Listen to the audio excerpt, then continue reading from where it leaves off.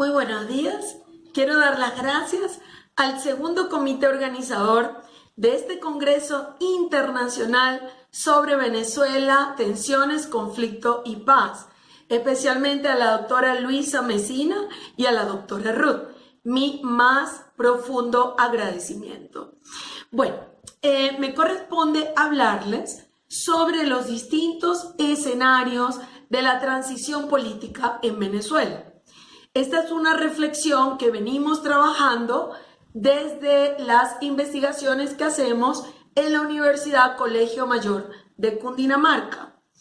con el propósito de abrir una profunda reflexión sobre los escenarios de la transición política que se verificará en Venezuela. Entonces, ¿cuáles son los supuestos para esta transición? ¿Cómo debe ser ese ordenamiento jurídico, esas leyes para la transición que aseguren, en primer lugar, el restablecimiento del Estado de Derecho en Venezuela, la ruptura con el anterior orden, que como quizás muchos ya saben, este fue un sistema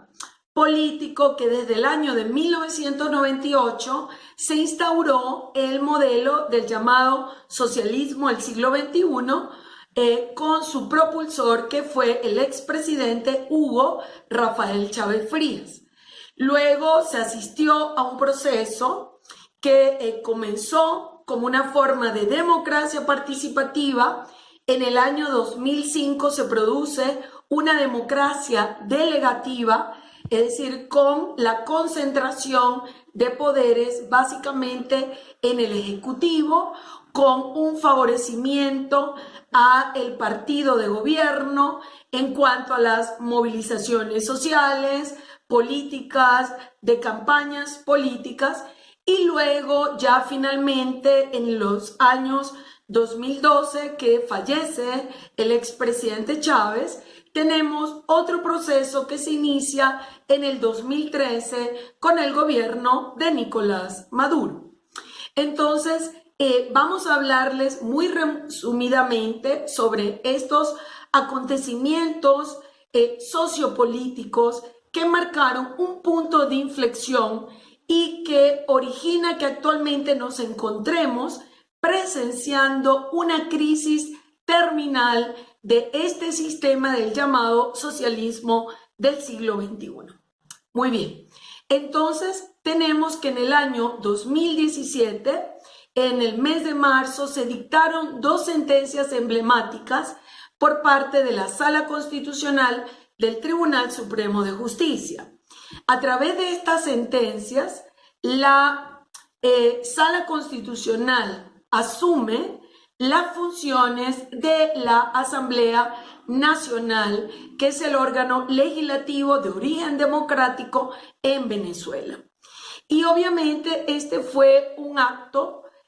muy grave por cuanto supuso un golpe a la institucionalidad jurídica del país, es decir, una verdadera usurpación de funciones que hace el Tribunal Supremo de Justicia sobre las competencias exclusivas de la Asamblea Nacional. A raíz de este momento surge un debate a nivel internacional e interamericano sobre la ruptura del Estado de Derecho en Venezuela y del orden constitucional. Esto inclusive llevó a la sanción a Venezuela, su salida hasta ahorita suspendida indefinidamente del Mercosur, porque realmente se consideró que estas sentencias vulneraban el Estado de Derecho en Venezuela y el normal funcionamiento de los poderes públicos. Posteriormente a esto, tenemos luego la convocatoria del presidente Maduro a una Asamblea Nacional Constituyente, la cual debemos decir que por mandato constitucional solo el pueblo soberano puede convocar a una Asamblea Nacional Constituyente, lo cual no fue realizado de esta manera. De nuevo, sufre otra vez la institucionalidad jurídico-político de Venezuela y vemos que se instala una Asamblea Nacional Constituyente que pretende asumir las funciones de la redacción de una nueva Carta Magna. Paralelo a todos estos acontecimientos, se ha producido en el país uno de los éxodos más grandes del mundo. Es decir, se habla hoy de una diáspora de venezolanos de aproximadamente 7 millones de venezolanos en el exterior, lo que llevó a una afirmación por parte de la Organización de los Estados Americanos de estar Venezuela viviendo una auténtica emergencia humanitaria compleja.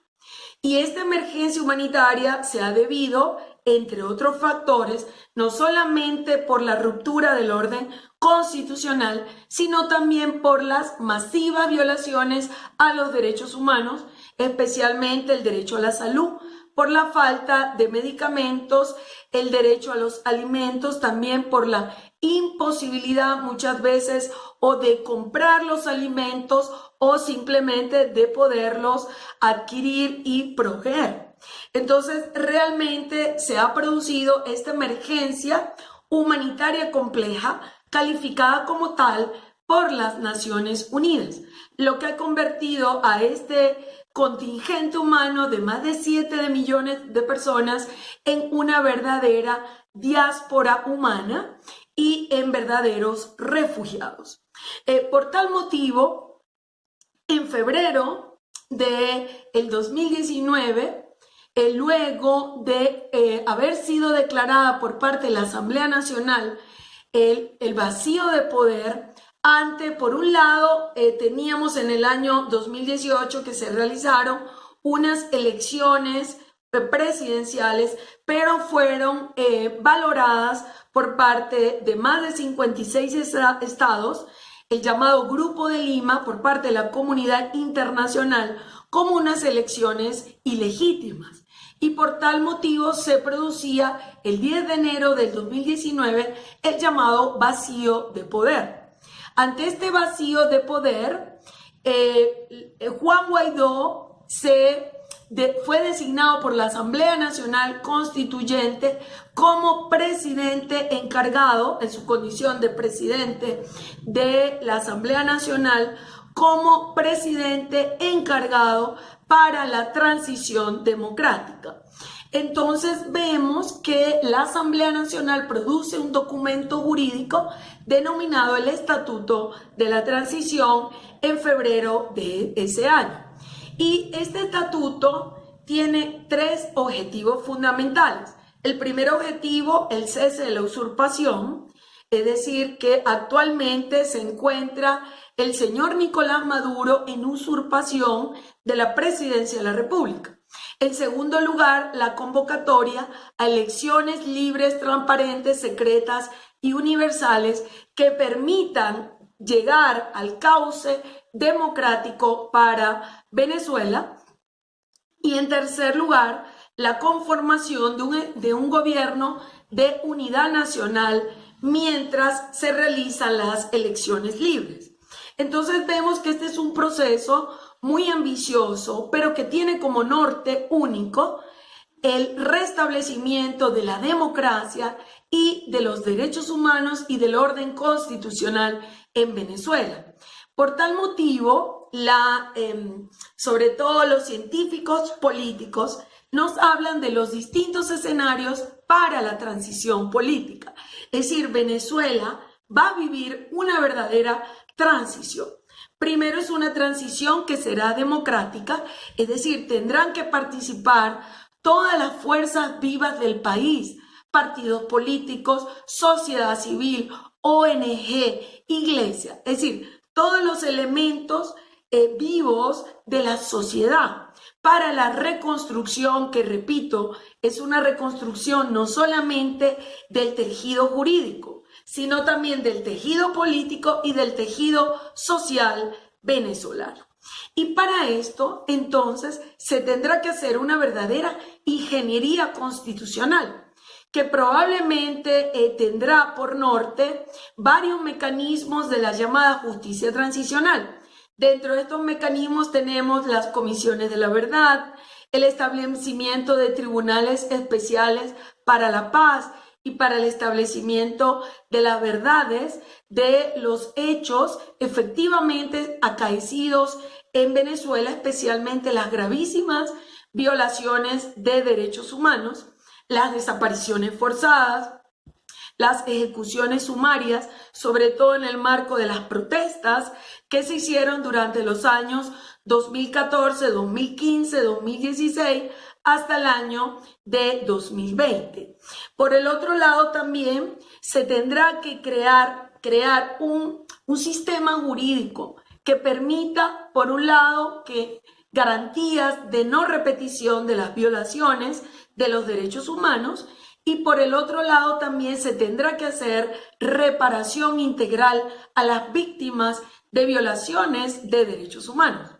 Y bajo este punto de vista,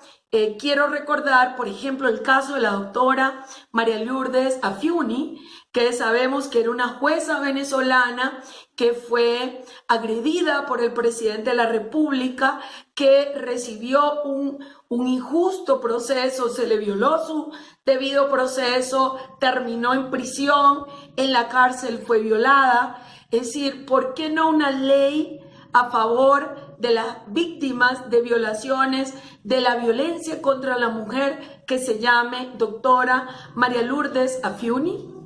Entonces, fíjense que, queridos escuchas, tenemos que hacer toda una ingeniería para poder reconstituir el tejido de las miles de víctimas que hoy hay en Venezuela, padeciendo, que vieron sus familias irse del país, que perdieron sus trabajos, también a través de despidos masivos producidos también por la discriminación política. Entonces, bajo este punto de vista, tenemos también que decir que la verdadera transición tiene que pasar, en primer lugar, por el derrocamiento de todos los elementos que configuraron el gobierno de estos 20 años. Básicamente sabemos que fue un gobierno de lealtades militares, de lealtades políticas, las cuales tienen que ser transformadas por verdaderas fuerzas democráticas que se traduzcan en partidos políticos inclusivos, en partidos políticos con base democrática y en partidos políticos que verdaderamente representen a los distintos sectores y distintos intereses de la sociedad civil. Asimismo, también tenemos que afirmar que, y siguiendo las ideas de Zygmunt Bauman, tenemos cómo hoy el tejido social venezolano ha sufrido lo que estos autores han llamado la pérdida de la identidad y la pérdida de la esperanza. Es decir, se vive un sistema social realmente solo de supervivencia, sin poder soñar, proyectar proyectos valiosos de vida, lo cual atenta contra el derecho humano a la vida digna. Y por tales motivos, uno de los elementos que tiene que hacerse necesariamente para esta transición va a ser precisamente la reconstitución del tejido social venezolano. Y esto pasa también por procesos de reconciliación, también procesos de todas esas personas que hoy viven todavía en Venezuela, han desarrollado capacidades de resiliencia, y todas esas capacidades, esas fortalezas que se han acumulado en los años, también el sentido patriota de Venezuela, de esa Venezuela bonita, libre, que todos queremos, tendrán también que ser llamados a esta ingeniería social para que podamos reconstruir a una Venezuela, sobre todo en paz, en condiciones de igualdad y en condiciones de justicia. Muchísimas gracias.